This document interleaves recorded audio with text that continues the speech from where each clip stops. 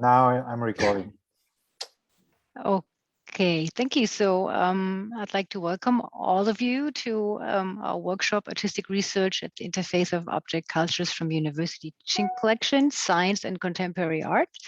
We have workshop with one of our artists in residence, Anton Ginzburg, and with us also is Ralf Weber. He's the head of the Color Research Collection. So I'm really happy that they both agreed to do this. Since we're just a small group of people, I think the regulations for what to do and how to sort of behave on those kind of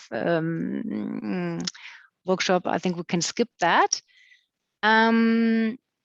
I think it was really interesting today. We had different discussions, first a round table in the afternoon, and then there was also a session where artistic research was mentioned in a really, really interesting project from Seoul, from a colleague from Seoul. So I think it seems like that this kind of collaborations within science, scientists, artists at universities seem to be of interest.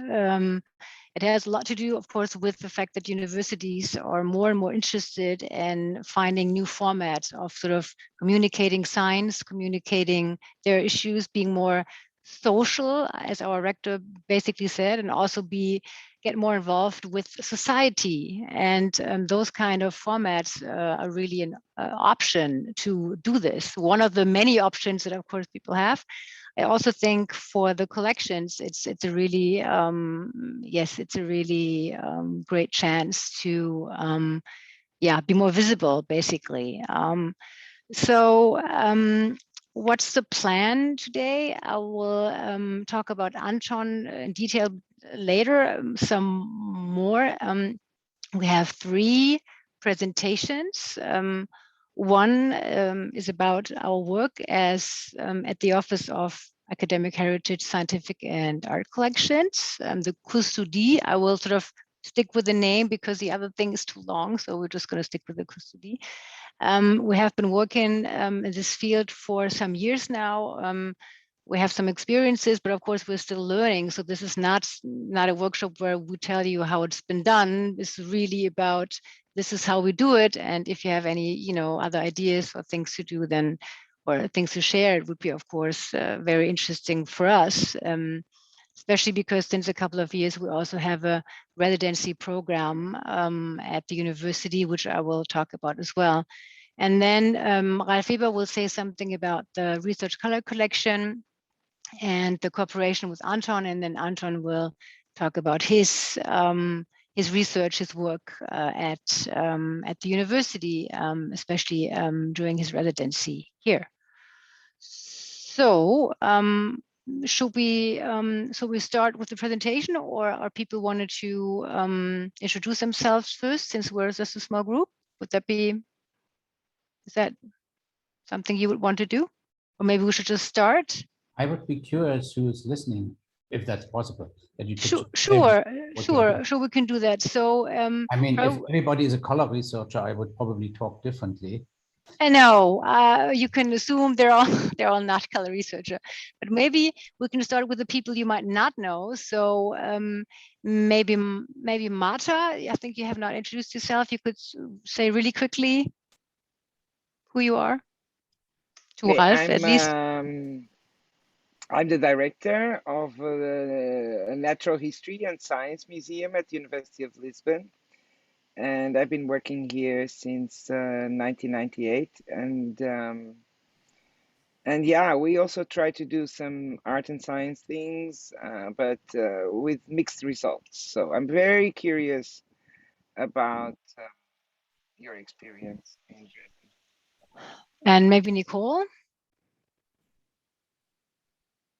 Sure. My name is Nicole Hoffman. I'm the interpretive officer at the University of Pretoria Museums in South Africa.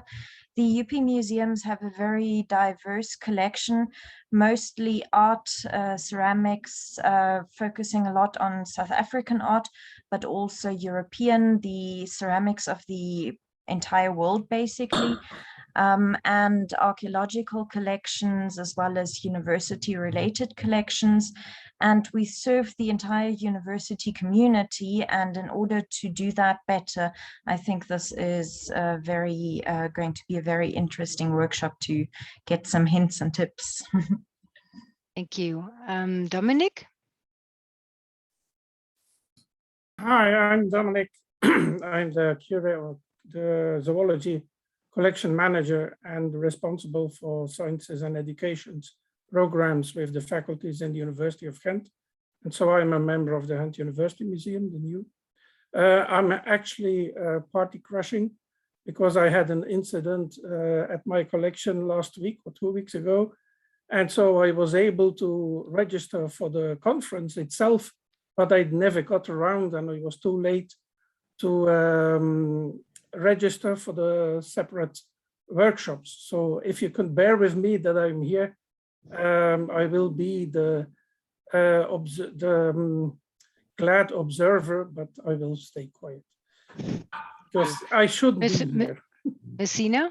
You stay Messini, quiet is impossible, Dominic. Yeah.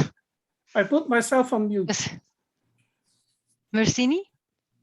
Hi, I'm Mercini Peihu. I come from Athens, Greece. I work as a cultural manager at the Athens University History Museum.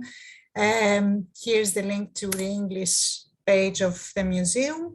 And it is the central museum of the National Capodistrian University of Athens. Some of you might remember it from the 2015 Universeum annual meeting that we hosted. And I'm really looking forward to the workshop today. Thank you. Sarah? Yeah, hello. My name is Sarah. I work at the Coordination Center for Scientific University Collections in Germany, which is based at Humboldt University in Berlin. And I've been kind of observing these collaborations with mixed feelings, I think. I think they can be really effective and win-win kind of situations, but I also see the challenges maybe within the collaborations. So I'm very interested in what you are going to tell us about the experiences that you had. Thank you. Steph? Let me unmute myself. Hi, everybody. There's an incredible record outside here. They're doing some building work, so I'm going to turn my microphone off very quickly. So I'm Steph Scholt, and I'm director of the Hunterian at the University of Glasgow.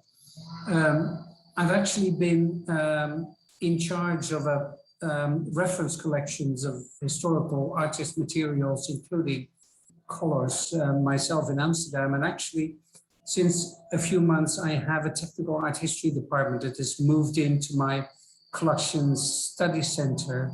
So I think I'm not a specialist by any means, but I know a bit about it. Thank you. So, Sebastian?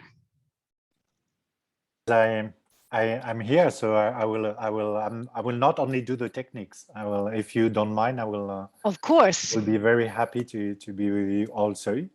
So as I just said, I'm from the University of Strasbourg, in a department in charge of museums, planetarium, and so on. So we did already experience collaboration with artists and develop project with science and art and science. And now we are exploring the possibilities of this dialogue between artists and scientists with in a participative science project. So we are very much into this kind of collaboration, and we are very much aware about the richness of this. But I don't remember we explored the teaching part. I think we did collaborate with the art faculty in our teachings, but I'm very curious about the question you raised during your this workshop and in your abstract. And I feel that Nicole is joining us. Yes, Nicole, since we're just a small group, we decided to sort of introduce each other. Would you do that too? Oh, we're just introducing ourselves. Yes. Sorry, I'm late. I had a budget No meeting. problem. I'm Nicole Crawford. I'm director and chief curator at the University of Wyoming Art Museum in the United States. So we are art museum. We do everything from our oldest objects are from 11th century BCE all the way to contemporary art. So that's Thank you. Thank you. Well, Sebastian said something this afternoon, or I think he wrote in the chat, which I found really interesting, and it really kind of sums up some of the things we're really interested in. He said that it's also a question of opening the acceptability to new producers of knowledge apart from academics, which is something that, of course, we're really interested in, and this is part of what we're doing here. Well, now Natalie also joins us. So maybe Natalie, can you hear us? You want to just briefly introduce yourself, and then I would start with the presentation with the first one. You need to mute yourself. You need to mute yourself. Okay, right. So I'm coming from the Free University of Brussels, where I'm the coordinator of the ULB, so it's the name of my university, Museums Network. So I'm not working in a museum, I'm just trying to organize common events with all those museums. That's it. And right. I am the UMAC treasurer, but that's not the matter here. Okay, thank you. Welcome. Okay, so I will share my screen now with you.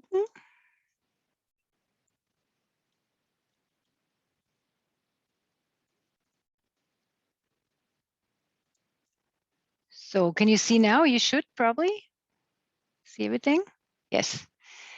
Okay, so this is what the plan was. I will probably keep my presentation a bit shorter because it's really really about Anton sharing his experiences. I think it's important that he's here, and we would like to really hear from him. Yes, I already told you what we're going to do. So at the Technische University, we host around 40 collections, and they're from all different kinds of discipline. Of course, as a technical university, you can imagine it's more about mathematics, engineering, natural sciences, but as also art.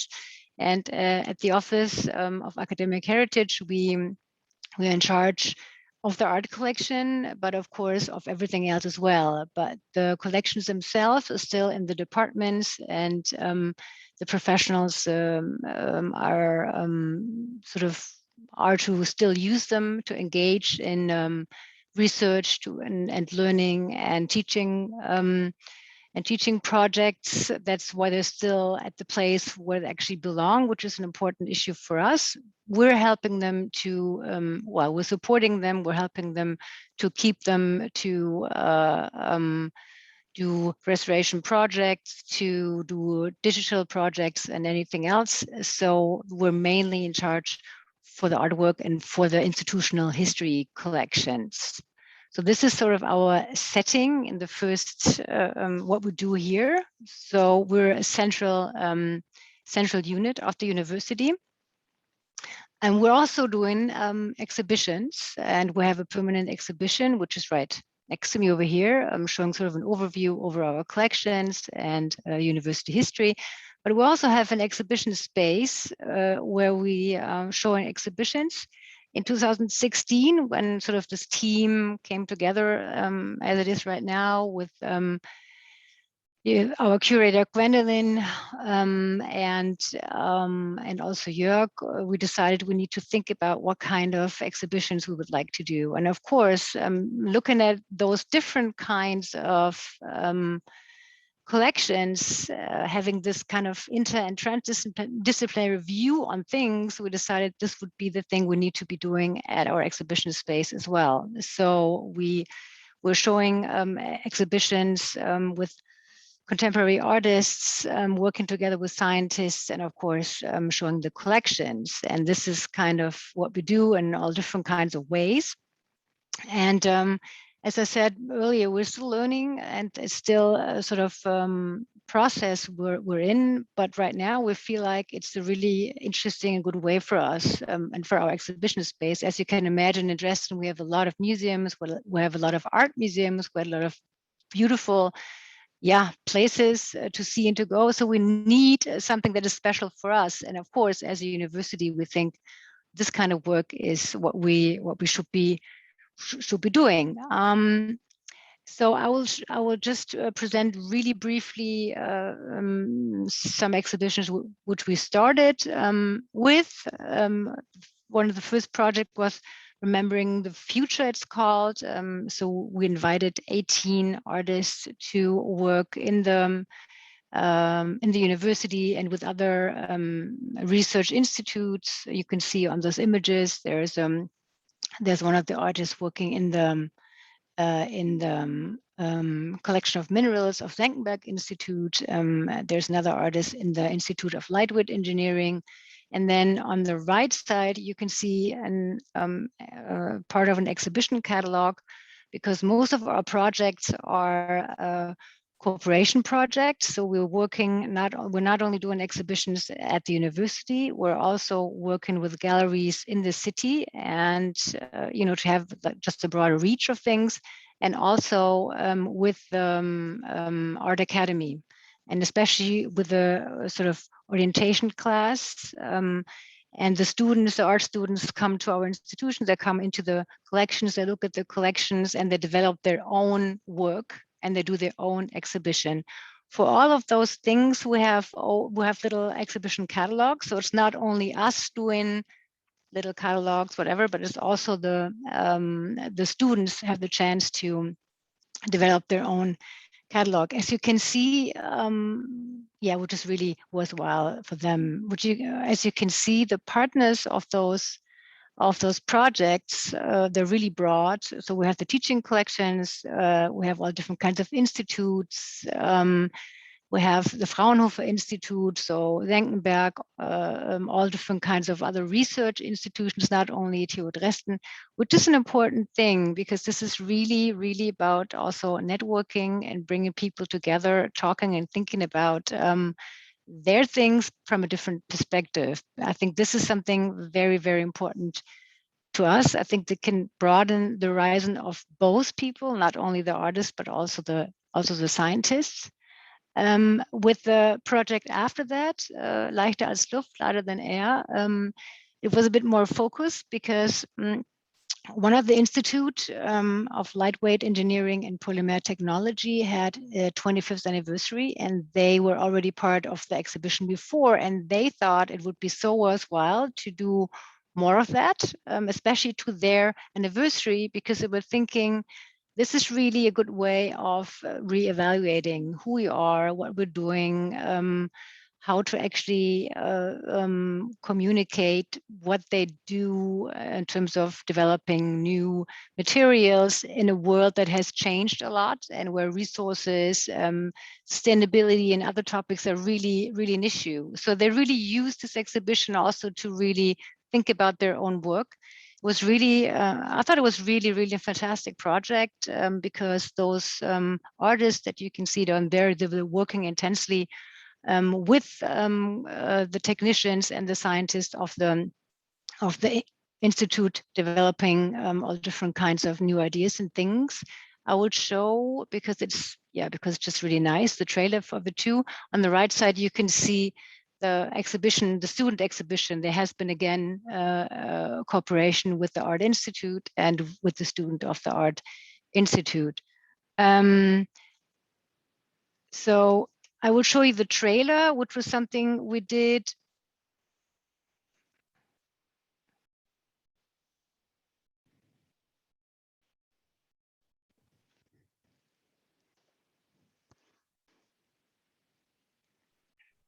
There's no sound, huh?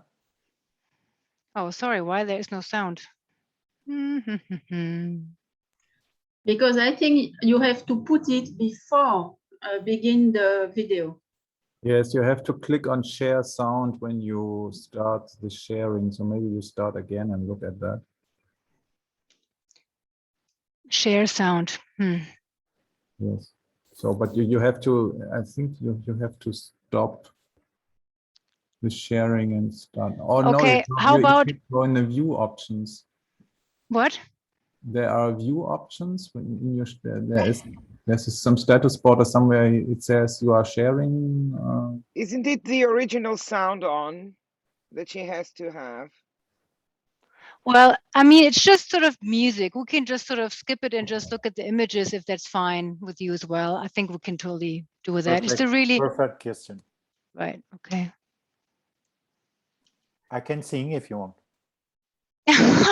Oh yeah. Okay, Sebastian sings.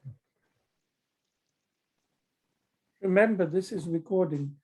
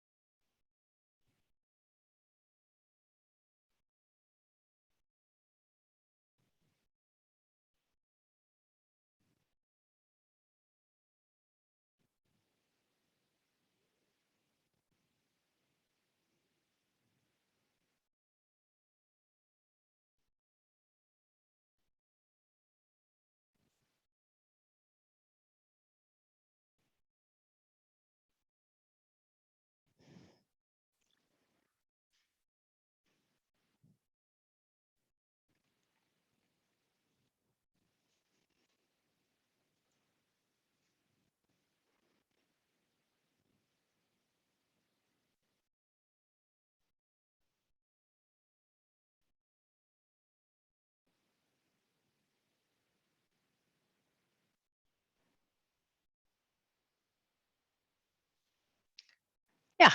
So so this was Lighter Than Air, and I will show you one more just really briefly because it's online still. This is a project which we also did, which has nothing to do with the collection, but it's a project that is more about the campus. So there are two artists, Paul Barsch and Schilman Hornig, New Scenario. They decided they wanted to do something on campus, since it's something we also do in our office. We do all different kinds of projects to the history of the university, and also do guided tours on campus. And they really were fascinated with this site. So they decided to do a project just online. You can still see it online, and they used all different kinds of rooms of the university to stage basically an attack on it, and it was a really interesting project. They invited different artists working with them, and you can still see it online, and this was really a big effort, and it gave us a lot of press, as you can imagine. But since there's nothing to do with objects directly, I just wanted to mention it. If you want to look at the website, you can. So the objectives, or those so-called art science labs that we did, or the potentials, as to say, is differently. I already mentioned before. So it's really about the promotion of those transdisciplinary dialogue. It's a lot about science communication and public outreach. And third mission, that is something that's really important at our university. And I think also the rectorate really has a big interest in this kind of public displays that we're doing. It's, of course, linking the historical collections, art, and current scientific issues together in a special format. It's about the visibility of our collections, but also of the scientists with doing their work. And yes, so there are different objectives we have. Some of them really work out well, others we still have to work on. So it's not something that sort of comes easily. It's still a lot of work. And of course, the projects we do, they're really open in terms of, it's not about having a specific result at the end, but it's really about the process of doing this, really about the process of working together. So it's because we're doing this in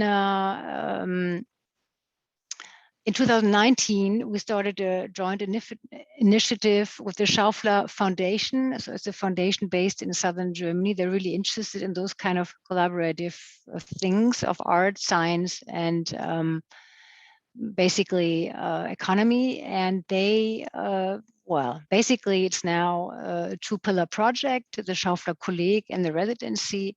It's basically a research training group for young researchers in the humanities and social science. So there are 10 stipends for them, and there is one artist in residency program with it. So it's a 3-year program. Now it's 4 because of COVID-19 has been prolonged. So now we can invite every year an artist in residence for 6 months.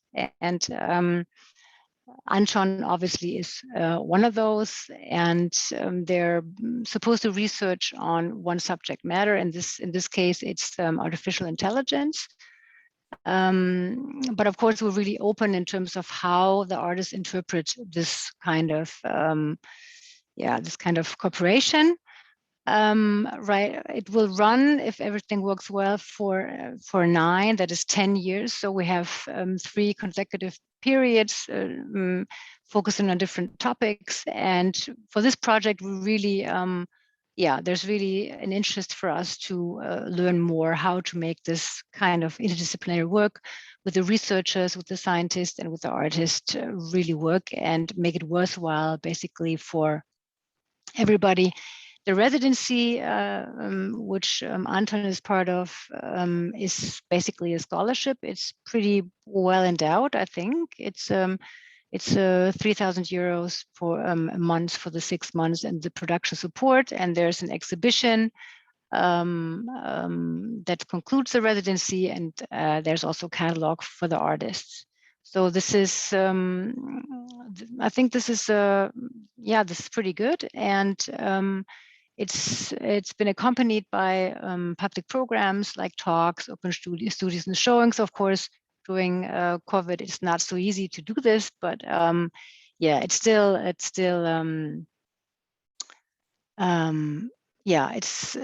think it works out well so far. But we will hear Anton to say more about this. Those are our artists in residence for those 4 years. The first one was Christian Cosmos Meyer, a Vienna-based artist.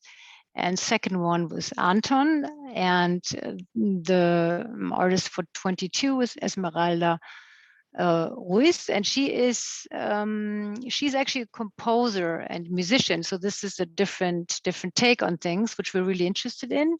And the last one is Rosa Barber, also an artist working a lot with video and such things. So I think we have a really, we're really interesting artists, really interesting positions. And so, yes, so now this is Anton. As I said, I will say more to him. He's, Russian-born American artist, lives and works in New York, where he is also right now. He just left Germany some days ago and tries to fit into New York, I think, again. He's interested in a wide range of media, film, performance, sculpting, painting, printmaking. He has a wide range of exhibition experiences and presentations. I named some of them. Right now, he teaches also at the MFA program at Pratt in New York. And his project focus at the TU Dresden focus on the investigation of concepts of creativity, technology, cultural labor in historical context.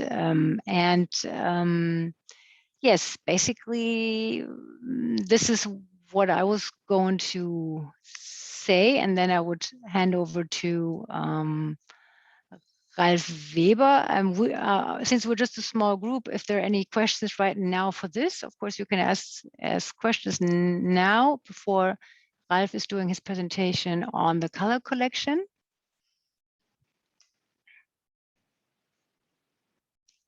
Okay, if there are not any questions to this, then I would ask Ralf to do his presentation.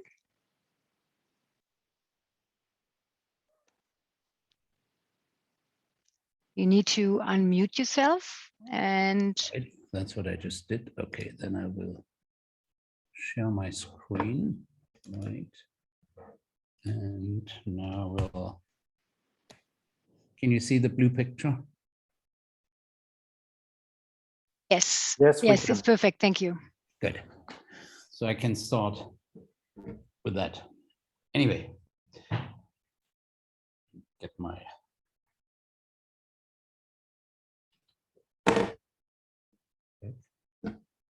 I just have to put my remote. Anyway, what I would like to talk about is color at the University in Dresden. And I'm the head of the University Color Education and Research Collection. In Germany, we just call it the Sammlung Farbenlehre, but the English title is a little bit more, explains a little bit more what we are doing. What we do is we collect, we do research, and of course we teach, or we used to teach, because at the moment in times of the virus, there isn't that much going on. This is an isometric view of our collection.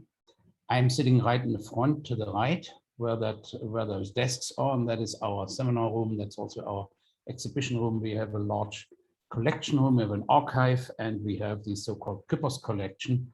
And we'll close the circle at the end when I'll talk a little bit about Küppers and his contribution to media and printing. So that's this particular area. Here you have a view of the Küppers collection, and we're very happy to have been able to get this collection, because most of the interesting stuff is actually in these folders on the very top, because that will probably concern researchers for several generations if they want to write dissertations about him. We collect things like, I have to do a different remote. We collect things like color charts, for instance, models, many other things, but we also have about 5,500 objects which are still waiting to be cataloged in our archive and in some other places. What do? We preserve and collect things, usually in the history of color theory, science, education, culture, art, and so forth. We document and organize things, especially individual scientific and artistic achievements in color science. We communicate the results of current research and teaching. We do small conferences, and we try to initiate interdisciplinary research projects in the field of space, color, and light. And these three terms are important. It's always space, color, and light, because they belong together, because there is no color without light, and we need space on the surface where we experience it. We have an archive where we collect things. We have scientific estates. We once in a while get new small collections from researchers. We document these things. We have a teaching collection. And of course, we have color samples. We have literature on color, and we exhibit things. We slowly will input these things in a database, Daphne database. We have about 950 objects in there, in the Küppers collection. And what else we do? We organize international symposia, doctoral colloquia every 2 years. And we have a conference series called Dresdner Farbenforum. This was the invitation of April 2020, which we canceled because of Corona, and which is hopefully going to happen in 2022 around Easter time. If you want, I can put you on the mailing list for this conference series. We also participate and initiate interdisciplinary research project. That was one we initiated here in Dresden, which was funded by the German Ministry of Culture and Science. And we had one of 7 projects where different universities participated. Amongst that, we also produce movies. There's one on spinning circuits, for instance, because they are used in research, which you see here. We also produce these boxes for teaching purposes. We have several series of publications, and one of the founders, that was my predecessor, he put together an incredible study manual for color science that is about 200 pages, and it's something very unique. Now, we also teach in Dresden. We haven't done that also for about 2 years now, because teaching requires the presence of people there to handle colors. And we are the first in Europe who have a 3-week program where we deal 8 hours a day. Usually students stay a little longer, 10 hours and longer, just on color in architecture. 1 week where we teach the foundations of color science, 1 week color in the city, in urban design, and 1 color in interior design. And after that, they start with that in the first semester. They know a lot about the subject of color. And usually in many of the design professions, especially in architecture, color is just an added byproduct, something in which you clad the building at the end. And since architects usually don't know which color to use, they end up using white or gray. So we do something different. Now, in this particular case, since we had Anton Ginzburg here, we used color systems as a basis for artistic inspiration. And I show you a little bit of that aspect which we have in the collection. That is one small aspect, but it's an interesting aspect. When you look at the color spectrum, you have 8 to 10 million colors. Usually women can perceive 3 times as many colors as men.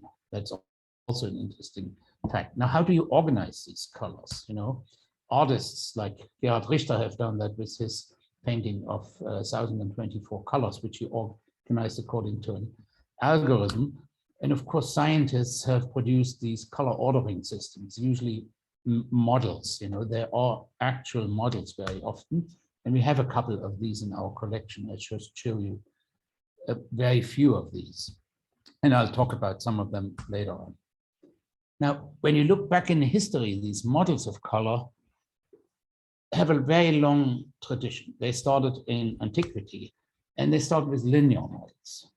And based on Platon, you have very simple models which organize colors on a strip: white, yellow, red, blue, and black. So this is what we know as the primary colors, and of course, white and black.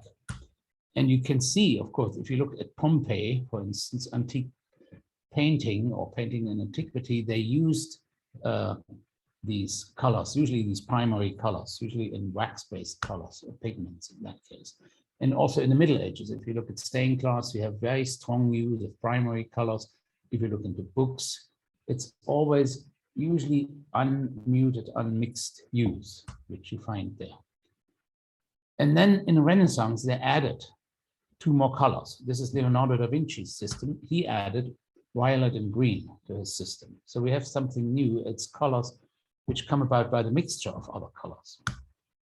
And soon you had systems that showed you how to mix colors. These were systems usually produced for painters. So painters would buy these books and knew how to mix these various colors with one another to achieve so-called secondary or tertiary colors. And one of the artists who worked together with Franciscus Aguilonius, that was Peter Paul Rubens, likely. So Rubens was not just a painter following his inspirations. He was a very rational painter in terms of composition, but also in the science of color he used for his paintings.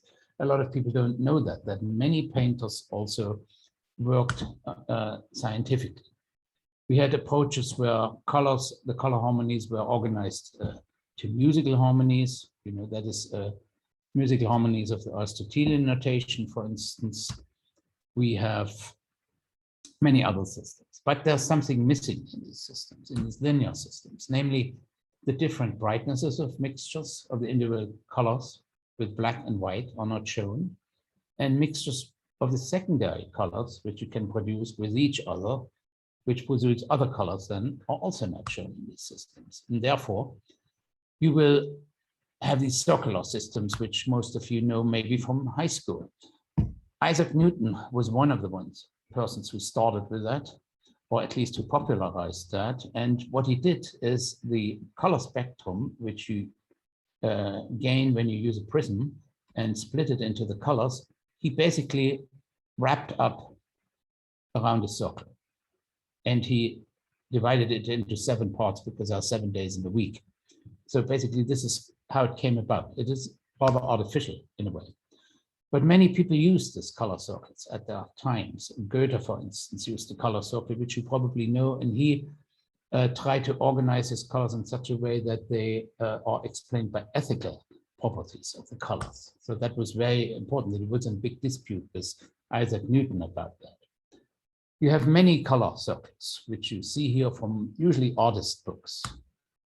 And you have, for instance, urine circles in the Middle Ages, where the color of urine would point to certain diseases you have.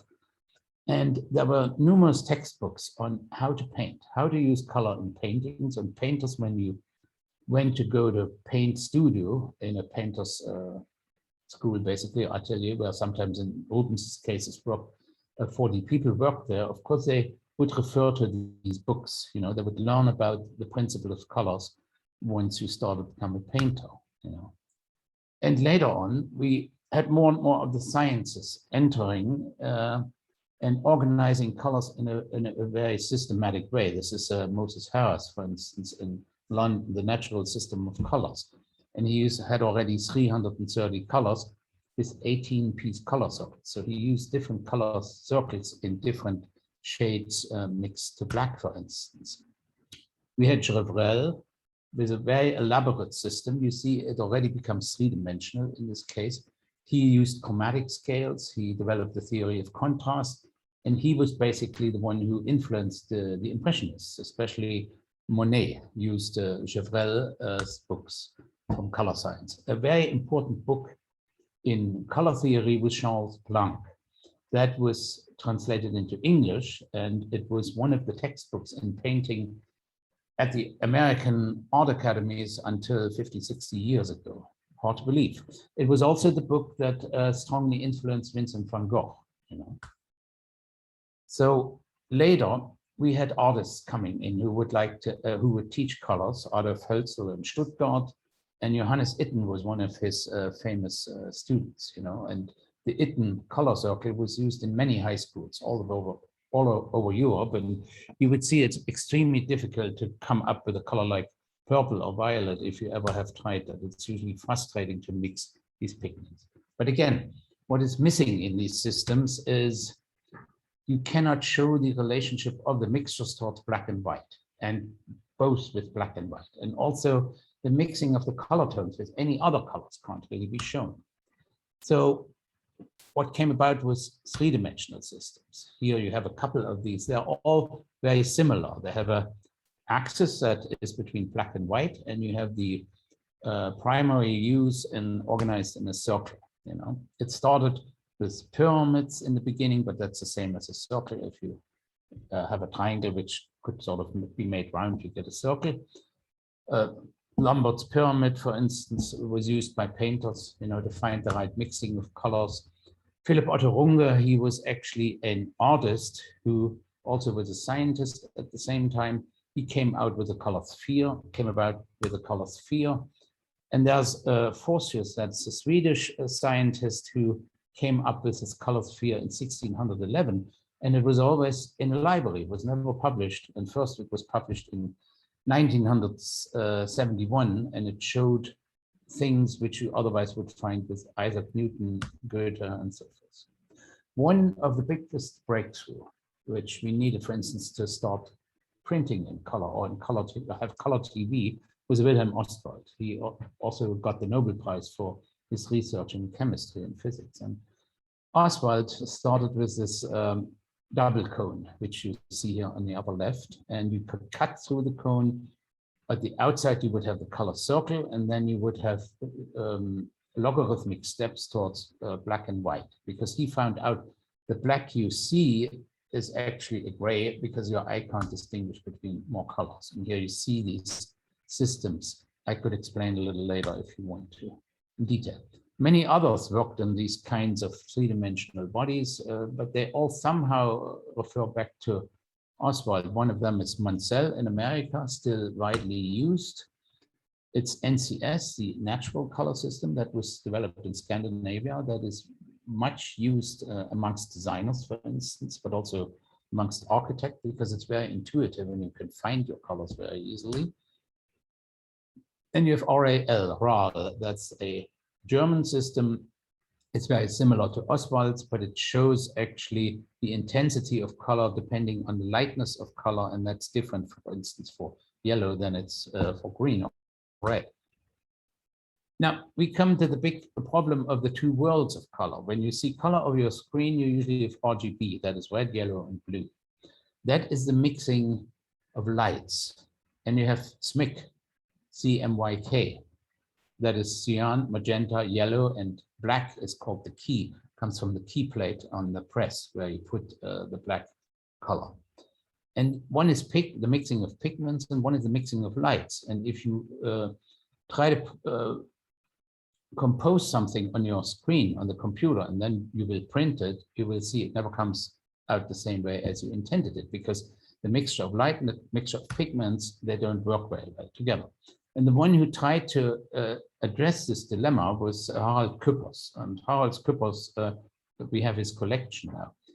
He mixed what is called additive and subtractive mixing of colors. He put that into one model. That's the Küppers model.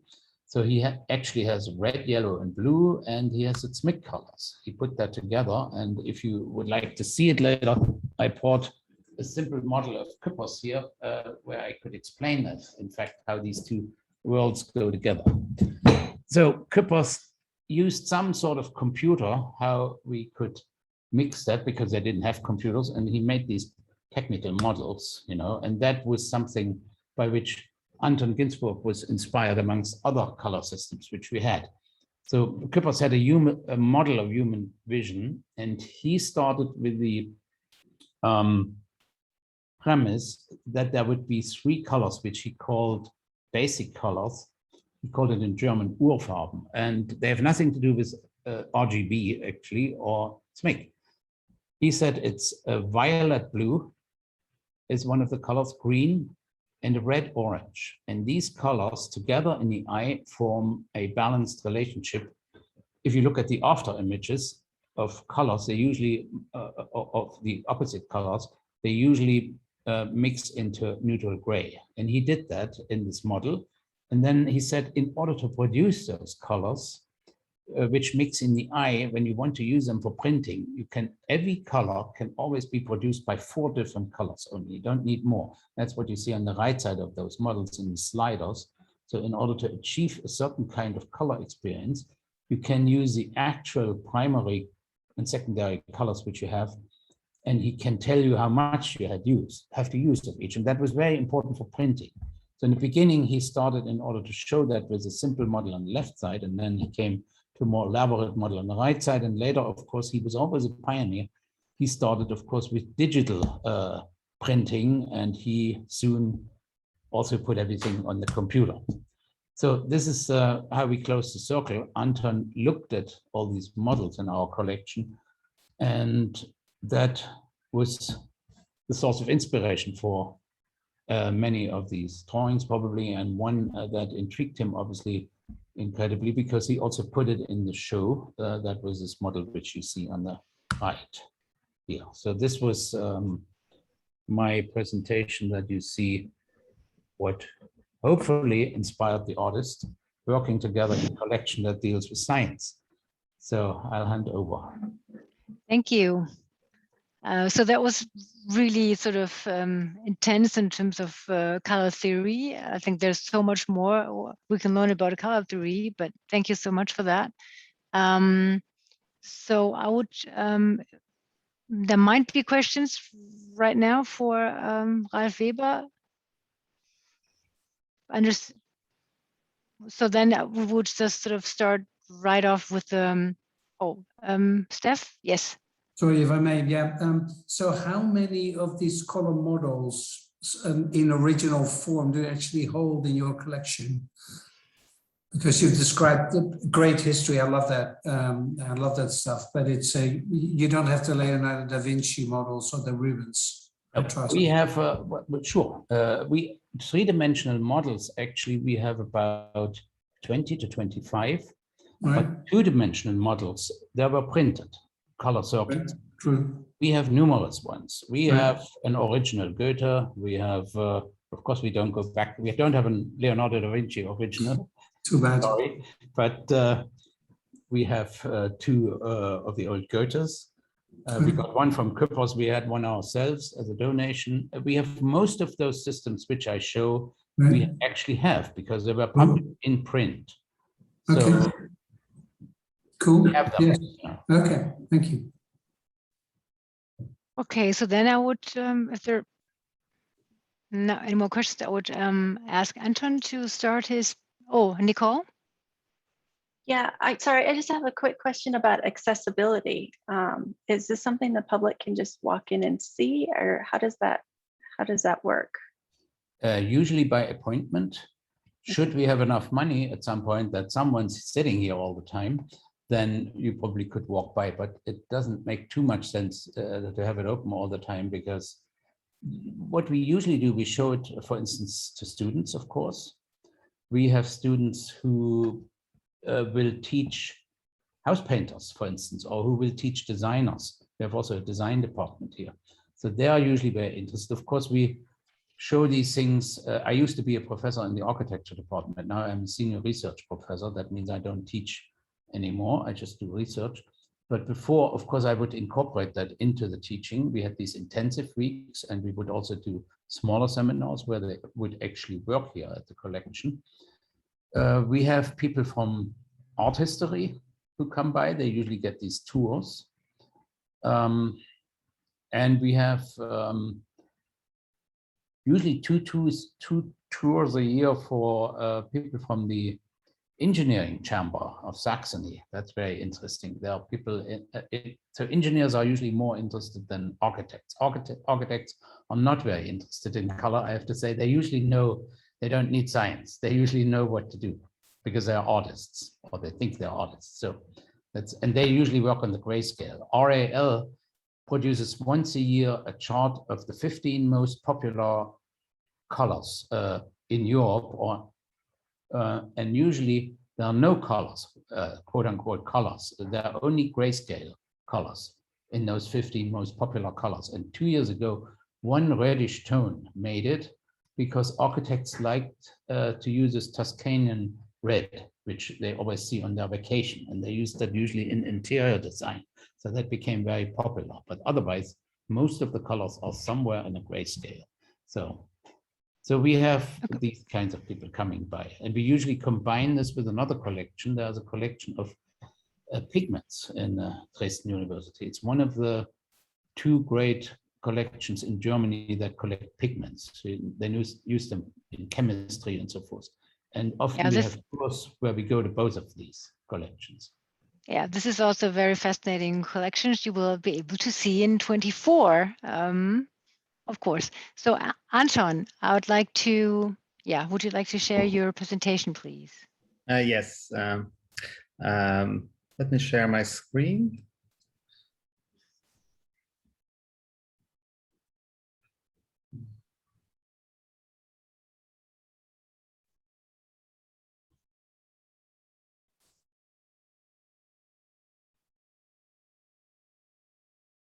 Okay, can everybody see it? Yes, thank you. 1 second. Okay. Hello, everyone. My name is Anton Ginzburg.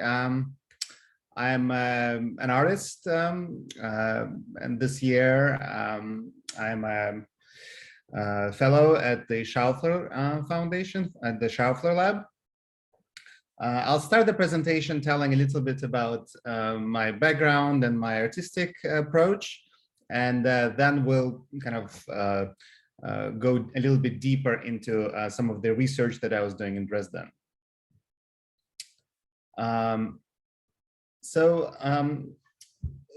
My approach is really based on research, kind of creating the context, engaging with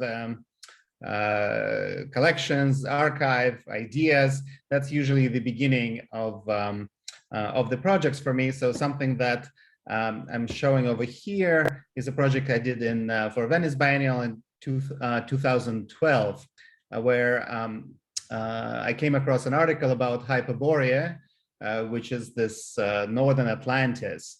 And I heard about it growing up, and I decided to make it kind of like a point of my project where I decided to actually visit all of the locations, potential locations of Hyperborea that I was able to come across through literature, through mythology, through yellow press. As the project was developing, it was helping me to find the form, find the conceptual positioning. So some of the sculptures that you see here as the mammoth were very important part, and actually the project brought me to St. Petersburg Museum of Natural History, which has, I believe, the very first mammoth, so-called Adam's mammoth, that was found in Siberia, I believe. So for me, it kind of created discoveries along the way, which helps me shape what form the exhibition would take. So here you see a sculpture that's a combination of actual mammoth tusks with the 3D scans of a human bone. So the way I installed it was kind of like in reference to the way how mammoth artifacts were installed in the museum in St. Petersburg.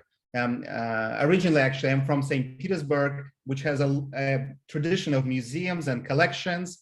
Some of it is well known, like Hermitage, which is kind of a classical and I would say, kind of like art museum. But you also have a variety of museums that were established during the Soviet time, where a lot of focus was kind of based on the technology, on there was a whole bunch of kind of literature museums. So it was an interesting way to deal with exhibition. So I guess that's something that influenced my artistic practice. So actually working with collections and archive is something that's very interesting. And in the beginning, it was quite difficult to find a way how to access it.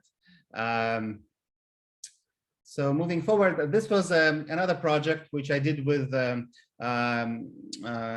Houston University in the United States, Blaffer Museum, where my focus was more geographical in nature.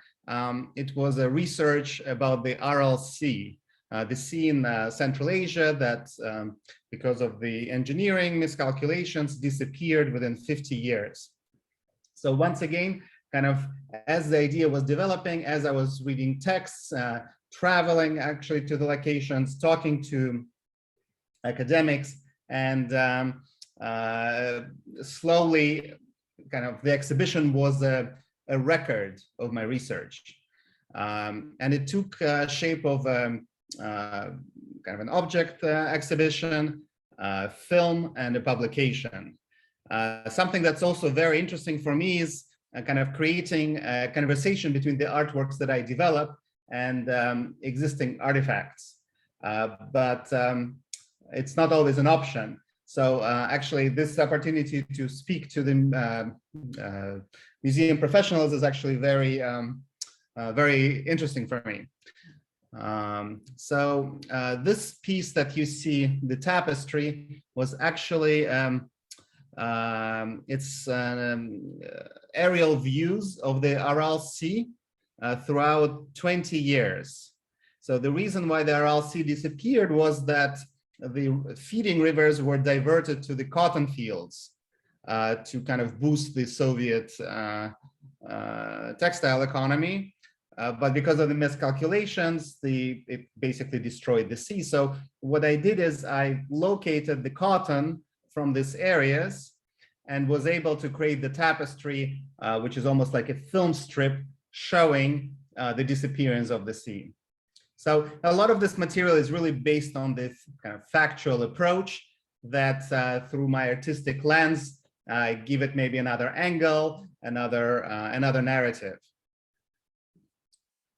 The kind of possibility of collaboration is very inspiring. So I mean, first of all, it kind of creates an opportunity to learn more about different fields, establish relationships with other professionals, and also to reach public in unexpected ways. So a very interesting project that I was invited by Dallas Symphony Orchestra to create a video that would have kind of a live performance of the symphony orchestra.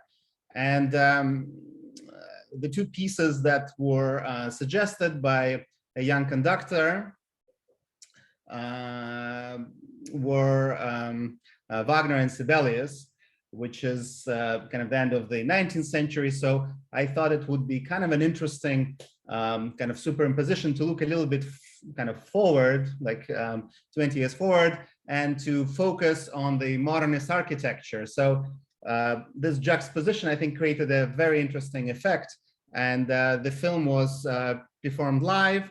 And later on, I developed a version that could be shown in the museum setting or you know, on the screen. So let me move forward. So the project that I mentioned last, it was completed half a year ago, and the result of it was a publication with Hatya Khan. Something that I also try to do is always have a publication in the end of the project. So it's a way to combine both my artistic research, the documentation, and also kind of change the media, kind of have this project available through libraries, universities, and also distributed through the bookstores. So this book is focusing on Soviet modernism, in particular Vkhutemas, which was a Soviet Bauhaus school. It existed at the same time, but was actually 10 times the size of the Bauhaus. Unfortunately, because of the political situation in Soviet Union, not much was talked about, even though artists like Rodchenko or Malevich, kind of the very important figures for kind of Soviet context, were teaching there.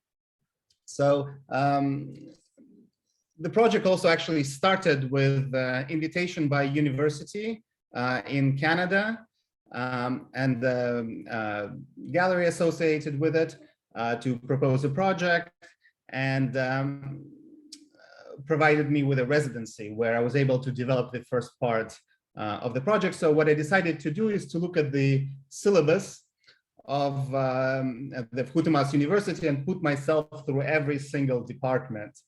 Since I had a lot of time on my hands and there was a lot of lumber in Canada, I started with sculptural exercises, looking really at the materials. And because I can read Russian, it was very interesting to go really deeper into it, going deeper into the archive, since it wasn't researched very much, unfortunately. So for me, it was a way kind of to internalize and to put myself through that process, which might be unique way to deal with archive. Yeah, so the book was focusing on kind of different strategies, in particular on pedagogical strategies. One of them was actually color theory by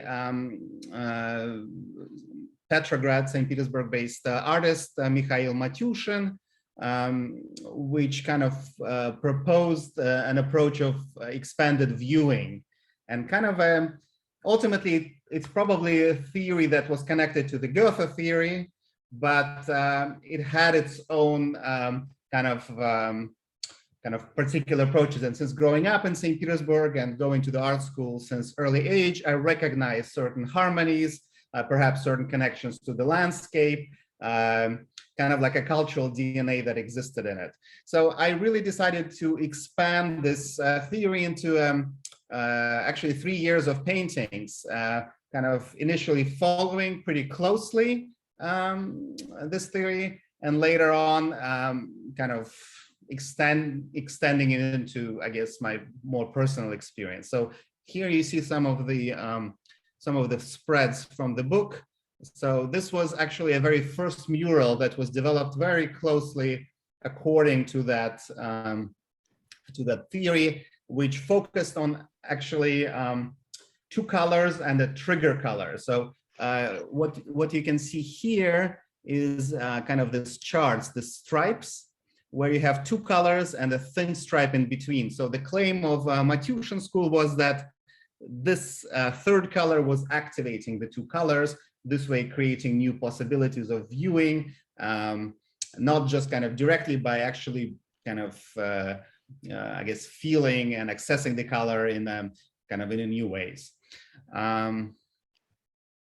So this is probably a year later where I was applying this theory to the paintings and also to the sculptural objects. What you see to the left is a porcelain column, which kind of uses this technique of 2 colors and a trigger color in between. Anton, we don't have so much time left. Can you get to the project you did here? Yes. I'll go quicker. So this is some examples of kind of the paintings. Something that is quite important is actually selecting the medium that's appropriate based on the research. Something that I also do, I work with public contexts where I incorporate some of the research that I do at the universities into larger projects, or also into my teaching. The 2 classes that I teach at the Pratt University is Strategies of Creative Research and Visual Semiotics. So something that I try to do is to incorporate kind of the knowledge that was generated kind of further on kind of into my practice. So the opportunity to work with Schaufler Lab was really fantastic. The structure really involved actually all the elements that I usually work with, which includes the access to the museum collections, access also to the professors, exhibition, and publication. So in this way, it was really the structure that I think I developed for myself, but it seems to be kind of basically Schaufler Lab was able to offer it as well. So something that I was focusing on was kind of the modernist period with technology and art. And in GDR, there was a kind of a group of artists that worked closely between art and architecture, something that I was able to look at the archives, at the initial drawings, and also speak to the people and actually to experience some of the artworks that I only saw in the photos, but this way I'm really able to access it and to create a reaction to it in my artistic practice. Some of the other collections that I was able to see is a collection of mathematical models, which is also is quite relevant to a larger topic of, I would say, kind of like Eastern European modernism. That's kind of an area that I've been researching lately. A fantastic collection of pigments, a collection of color that Professor Ralf Weber was talking about. So something that I decided to do is to develop several projects. So one of the practices that I was doing while I was in Dresden for 2.5 months, I developed an algorithm that assisted me in creating compositions that you can see over here. So I was doing a daily practice of painting, where every day I would start the day with painting based on some of the research that I was able to find in the publications after speaking with colleagues, or just kind of in reaction to the city. So the exhibition that we put together at the Custodie was really a result of it. And kind of the idea was really to keep it simple. So it's just gouache on paper, no framing, kind of really showing the process of the research. And something that was particularly interesting for me is to include the objects, the artifacts from the collections, this way creating a dialogue between the kind of past knowledge generated and let's say my interests. So it's kind of the approach where the future is shaped through an active dialogue with the past. There's several other projects that I'm developing at the same time, but I was very happy actually to show it as a final in the final week of my stay in Dresden. So something that we were able to do is to have a conference, have a meeting. Chancellor of the university gave a speech, different departments. So it was really a way also to activate university, to activate a larger public. Several of my colleagues were able to travel to see the exhibition. Were able to promote it through social media. And there was an article in the local newspaper, which was really able to, I think, create the focus and bring attention, first of all, to the collection and to the project associated with it. So something that's quite interesting for me is not just, you know, kind of art in the white cube, but really a larger approach. And something that, you know, from my experience to an artist, that I can say sometimes it's difficult to understand how to find access to it, even though this approach is crucial actually for my practice. So here I'll probably wrap it up. I'm probably over my time, but Yes. hopefully I can answer questions going forward. Thank you. Thank you, Anton. Actually, you answered some of the questions we put sort of on our schedule for today, as well as Ralf Weber. We took some more time for the presentation since we're not doing the breakout rooms, so there's still some time to you know, ask questions or well, ask the two how their experience is working together or whatever you have in mind. So, yeah, since we're sort of a small group, we can just do it like that. Are there any questions for Ralf Weber or especially for Anton right now? Marta.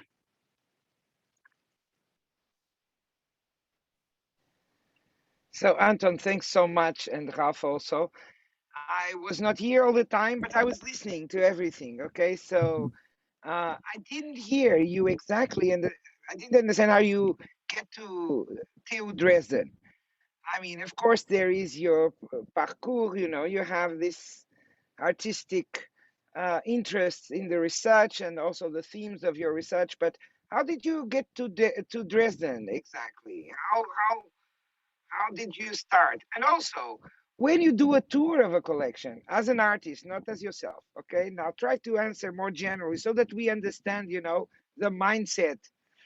When you do a tour of a collection collections such as in Dresden, what really attracts you? What pulls you towards a certain object? Is it just because they are Soviet modernism, or is it what attracts you in the, and moreover, it's just an aesthetical approach, like interested, yeah, sure, because it's part of the history of design, functional design, whatever. Or is it a more, you want to know the story, you want to know the history of the object, of the collection, and so on. So tell us, dissect, unpack a little bit for us. Okay, I'll answer with. Can I just add something about what the question of Marta? I would also be interested in you saying more about your interaction with because you talk a lot about your research, the actuality and so on, but how much the interaction with scientists and scientific subjects is important for you? How does it work? Okay. Okay, I'll answer probably with the simple questions. How I got to TU Dresden. A fellow curator actually forwarded me kind of, what do you call it? Like basically an application form with a description, which really caught my interest since the topic of technology was interesting for me. And since it was COVID, I had more time than usual. So I really kind of focused and applied. I followed all the instructions, and I was very happy to receive invitation for an interview. So it was a very kind of straightforward process. To talk about the aesthetics, I'd like to kind of put the definition out right away, what I think of aesthetics. So for me, aesthetics is really a composition of ideas. So it's not just kind of a composition of appearances, but it's really the composition of ideas. So the research is a process where, at least for me, the artistic research, where I don't know the outcome. As kind of I make the next step, it's something that really changes your route, you know? And since I have a kind of a liberty to be an artist, not a scientist, I can take liberties along the way.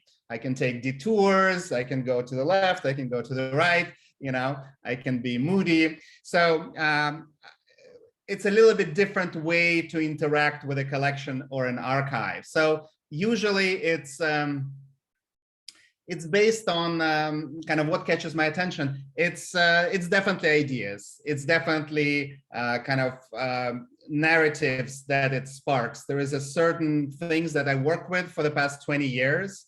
So I recognize them. I'm very much interested in paradox. I'm very much interested in kind of historical narratives that don't align to kind of let's say to the normal interpretation.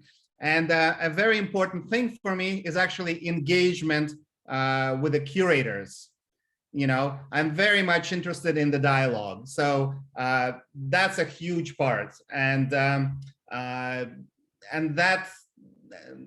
that's actually what happened in the university, kind of, and the difference between being online and coming in person and meeting people and looking at the collection.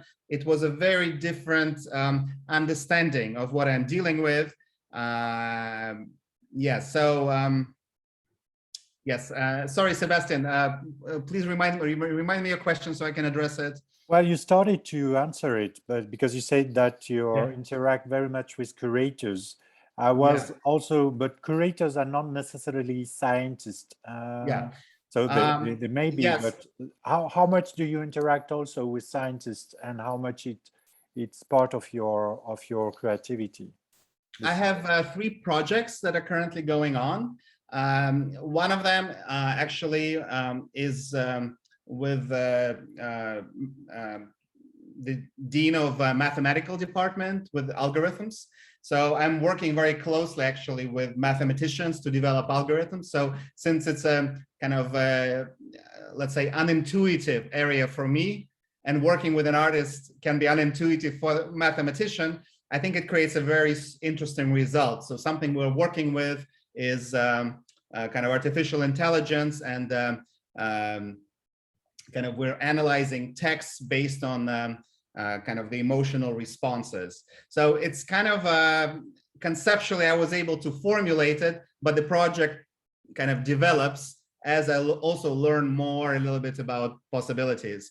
Another project I'm working with is actually with engineers that deal with cooling systems, freezing systems. So it's a sculptural project where I'm interested to work with the different states of the matter, you know, and freezing being kind of one of it.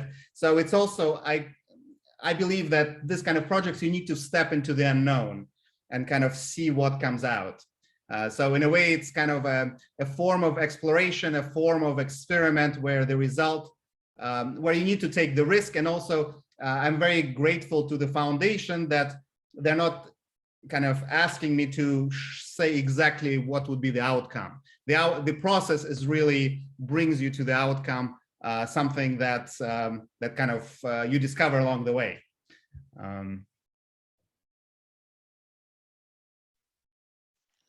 Okay, so now we're basically it's 7:30 our time. We started a bit late, so if there's still questions for Anton especially, or maybe for Ralf as well, we can do that. Otherwise, I would sort of close the session since it's been a long day, and you already, you're really tough on being here, and it's really, well, really nice that you made it. So, Marta, yes. It's for Ralf, this time on collecting. How do you keep a collection like that alive? Do you do active search? Is it inside the university? Do you acquire objects to go to auctions? I don't know. How does it work? The enlargement of the collection. You're muted. You're muted. You're muted. We only acquire things if they don't cost anything. So we were lucky enough because the collection was founded in the 90s by someone who was extremely well connected worldwide. And he convinced a lot of people, the families of researchers, to give us their estates. This is how he started. So this is how we began. I'm eyeballing a collection which is bigger than ours. It's mostly books, it's objects, color circles, color charts, a lot of originals going back to the Renaissance and so forth. He collected things extremely systematically. He's thinking before he retires, he would like to give this to the university, but he wants a lot of money. So the university wouldn't, of course, give me anything for this, a couple €100,000. But this is one of my jobs for the next year, to find sponsors to get this money to acquire his collection, because otherwise he would sell it to individual collectors. There are lots of individual collectors out there. And that gets dispersed, right, Ralf? And it gets dispersed, the collection gets dispersed. But he thinks about it as of a retirement, of course, and he would like to make a little bit of money, not as much as he spent, because he's an obsessive collector. So that is an example. So I have to find people in the industry, maybe in the color industry and so forth. Everything got a bit on hold because of Corona, but that's one of the things I would like to do. But otherwise, we get a lot of things from science institutes, for instance, which are dissolved, And then before throwing these things away, we get them. And we sometimes get valuable things, for us very valuable things, and they just bring it to us. So every year we get a couple of boxes of objects, For instance, the Küppers collection didn't cost us anything, This was just, he was a researcher who had a large collection, and his wife got despaired because he's over 90. What do we do with all of this? Our kids don't want this. And she looked around at different universities, and this is how we got that. But we cannot go actively out and buy anything. There's absolutely no money for that. We have a small budget which we get from outside sources to organize these conferences. We do that through sponsors like Ralf, for instance. They give us a couple of thousand a year that we can do conferences, Yeah, so maybe there's also the thing that, of course, the university itself, it would be really something up for the collection to raise money to buy something if they want to.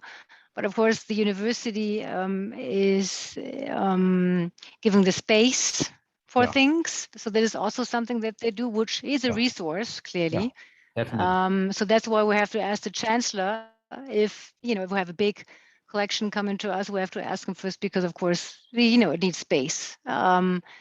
And so this is at least something. And then again, those objects, I think those collections are so special that I think it's really difficult to give them to anywhere else as a research, if you want to give them in whole, it's really difficult to give them to other places. So I think they're really interested to have it at the university where it's been used. And they help us with furniture, to buy shelves, to buy things like that. Yeah. Flat files and so forth. Okay, are there other, Dominic? So, I promised Marta that I would be quiet, but this is too nice. It's towards Ralf. I think you have an exhibition, a collection, and research on one of science's contradictions. There is a big research going on to color. It's very, very interesting. It's huge. But I did at one time an exhibition on color and how the eye works in the animal kingdom. And actually color doesn't exist. It's reflection of light. And yesterday we presented our workshop on the moderated discussion where you use an object and start discussing about it by posing one or two questions. And this would be a marvelous thing to do with your collection and study, is to discuss about it, because as actually light, color doesn't exist. But as you said, you can see 20 million different shades of that thing that doesn't exist. Yeah. So I think this is marvelous. It's a great research and basis to have discussions that can go on forever. Thank For instance, what you can get from us, I actually would give it to you for free, give you some CDs of those films which we made. Unfortunately, they are only in German. They are films on these spinning discs, they were always used for a couple of 100 years, starting with Goethe and so forth, to norm colors. When you put different colors on a disc and spin it at a certain speed, they mix in the eye, and then this is how you find out which exact color that color is, and you can norm it, so. Okay, thank you. Thank you so much. That. Thank you.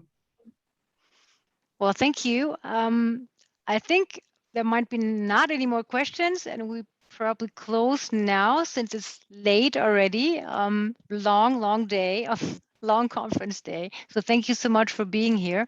If there are any more questions, of course, you can reach me and Ralf Weber and Anton Ginzburg. You have all the connections, and if there are more questions, please do. Thank you so much for being here.